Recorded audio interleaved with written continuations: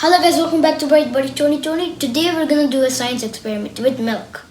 So first we have a cup of milk and some liquid food coloring and some dishwash soap. First you pour the milk a little bit. Make sure it's not too much. Just the same height there. Next we're gonna add this food coloring. One bit, be careful. Just one bit. And next put that there and take the red one. There.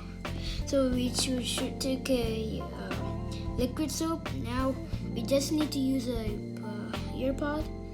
So if you put this like this, wow, looks like an art project here. Whoa. Wait for a few seconds. The colors will spread around. Let's put it again. Whoa, looks like a magic rainbow in the milk. It's just getting a food coloring in it. It's making a beautiful art project in this. So why this happens is milk contains some fat and the soap bond around the fat, and the soap contains some molecules, and molecules raises around the fat molecule. That's why this reaction happens. If we add colors, we can see this reaction.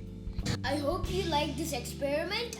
I'm gonna release more and more experiments in the future videos. I hope you guys like experiments.